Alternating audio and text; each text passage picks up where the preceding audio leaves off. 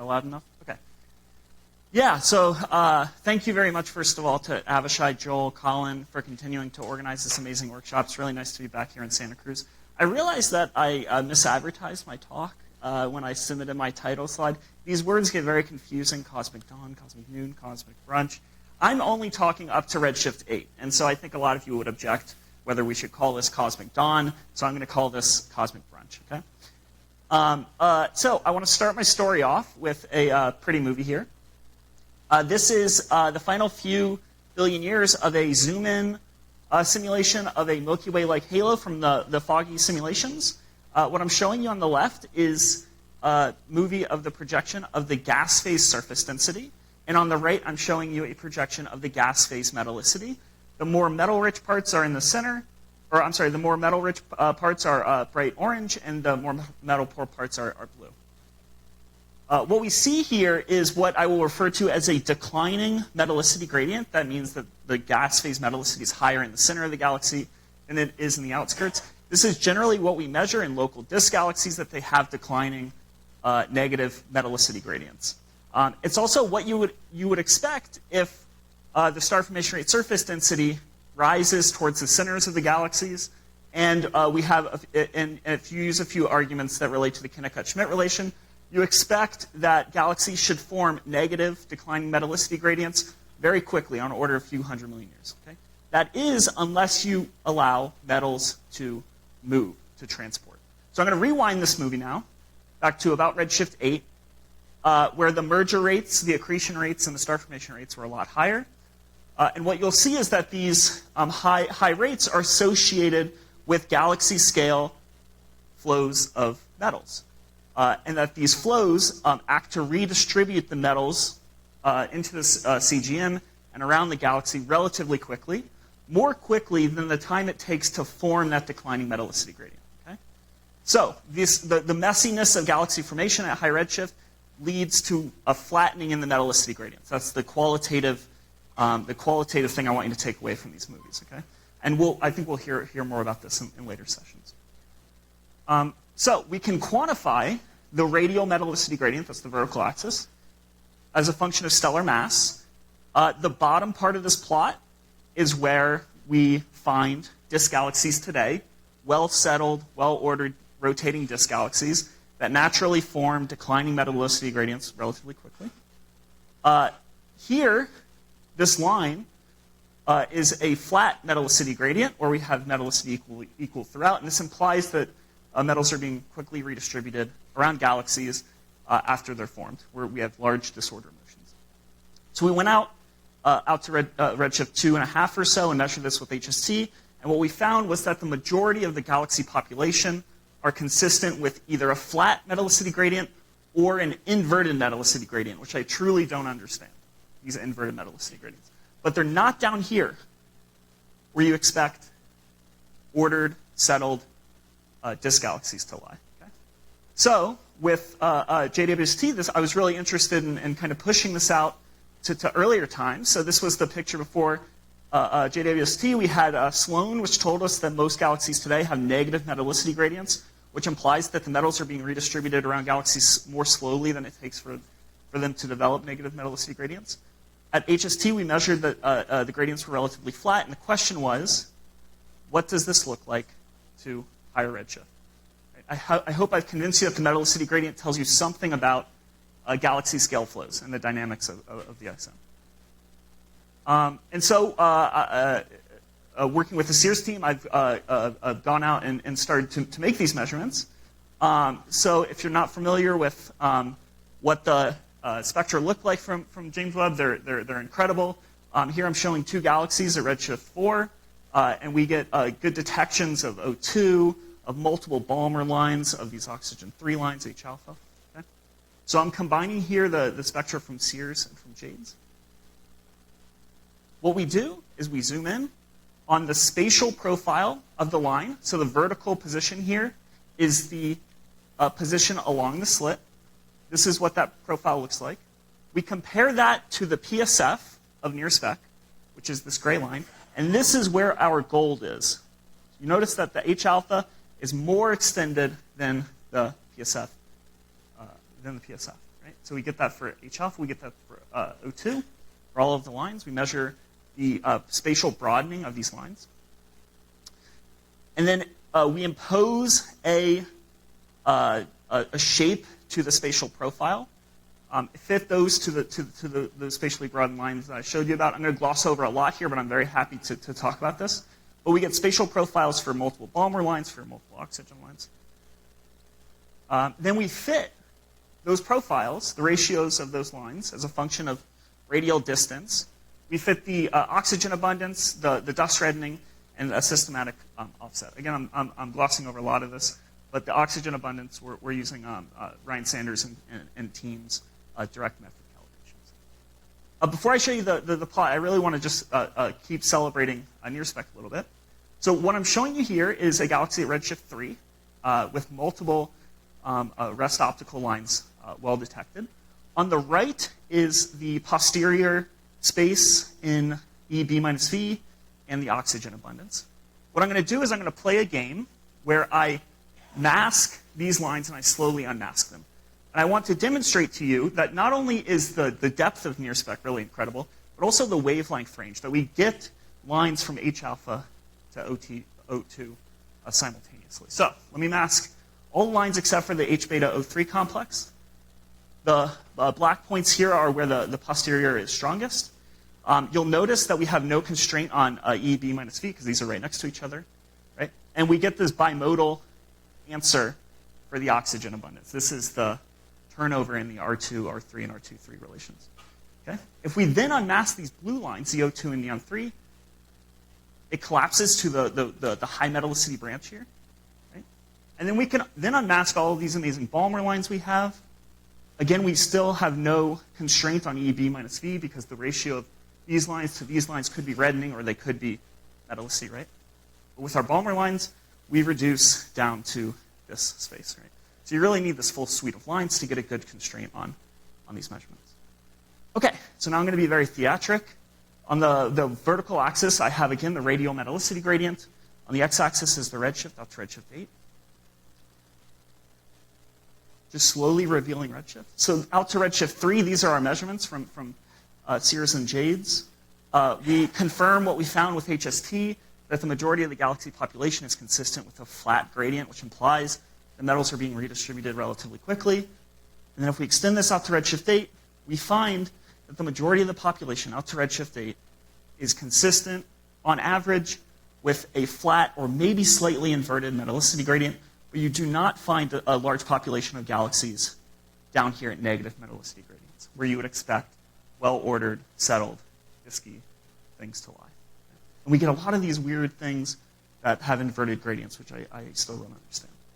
So the take-home here is that we're finding a large population of flat gradients over redshift 3 to 8, and I posit that this implies that the ISM at these redshifts does not appear to be kinematically settled, as we understand that term. We really need direct kinematics measurements, and there are a lot of programs that are underway that will get us that. But what the metallicity profiles are telling us is that the ISM is relatively unsettled. How am I doing on time? Okay, great. Great. I want to go a little closer to home now because I have so many experts in the room that I really want to show you these results that I'm really excited about, which tackles kind of a similar but different question. And this is probably more relevant for a later session. But I want to ask, when do galaxies develop their stellar disks? So just as a brief introduction, in the Milky Way and other disks today, we have generally disk galaxies have a thin stellar disk, which is populated by young stars, a thicker stellar disk, which is populated by older stars, and then a thin gas disk. And the question is, when do local disk galaxies develop this kind of age thickness relation, right? The classic explanation is that stars were always born in thin disks, and that those stars are kicked further from the midplane through two-body interactions with time. The older stars have lived longer in the disk, and so naturally, today, we would find them higher above the midplane than the younger stars. This is our classic explanation. Right? recently, us and many others have measured the gas velocity dispersion to redshift 3. Here I'm comparing those results. We find that the gas velocity dispersion slowly marches up as we look back in time. And I want to compare that here to the stellar velocity dispersion versus stellar age plot of the Milky Way. And I want to pose the question, are these related? If the stars inherit the turbulence of this ionized gas, and this ionized gas reflects the turbulence of the cold molecular gas, then you might expect for something like this to pop up in the Milky Way just because the older stars inherited a higher ISM turbulence. Okay? So that scenario would look like this, where stars are born in thicker disks at earlier times, and with time, as the ISM settled down, younger stars are formed in progressively thinner disks.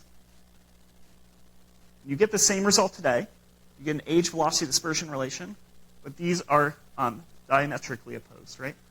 And on the left case, we would expect that galaxies would appear more thin as we look back in time, and on the right case, we would expect that galaxies would appear more thick. So I worked with a graduate student at JHU to go out and directly measure the thicknesses of stellar disks back to early times. This is work by Kathleen Hamilton Campos. What we did was we selected galaxies from HST imaging back to redshift 2.5 or so that were the lowest BA over A at their redshifts. Presumably, we are selecting here edge-on disk galaxies. And our goal is to measure the thickness of the spatial profile above and beyond the PSF. Okay? So again, here is where the meat is. This is the disk thickness. This is broadening beyond the PSF. Okay?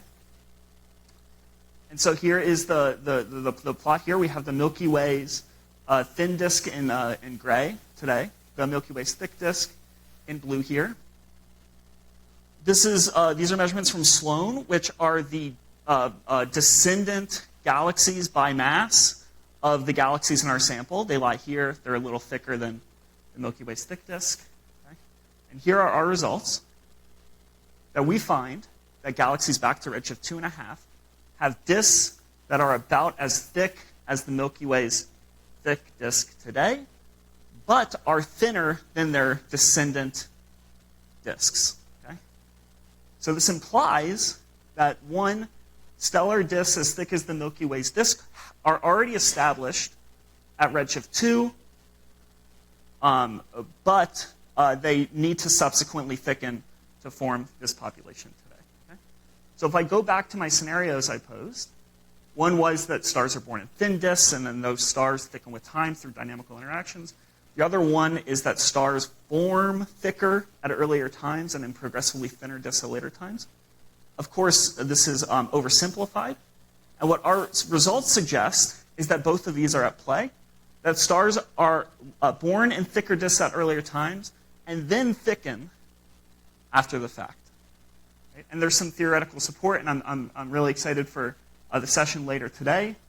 Theoretical support for this combined scenario. This is a plot from Jonathan Bird, where the black line here is the velocity dispersion of the ISM. And the claim here is that the stars are inheriting the high high turbulence of the ISM at high redshift, and then subsequently thicker to even higher velocity dispersions. Okay? Yeah, and so I will just briefly summarize. We measured the metallicity profiles of galaxies using JWST spectroscopy back to redshift 8. We found a large fraction of flat gradients, which implies that the ISM is not settled, that there are a lot of galaxy-scale gas flows that are redistributing metals on quick timescales. And then we used HST imaging to measure the thicknesses of stellar disks back to redshift 2, and we found that thick stellar disks are already established at redshift 2, but there must be some subsequent thickening as well. Great, thank you very much for your attention.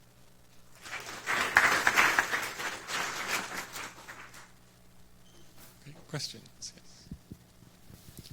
Yeah, there's a lot of flat metallicity gradients, as well as you mentioned that there's an inverted gradient that you don't understand. So We can take local steep gradients, like really steep gradients like our Milky Way, and we can flatten them if we just degrade the resolution to this resolution, to the resolution that we have at high redshift with, either particularly if they're seeing limited.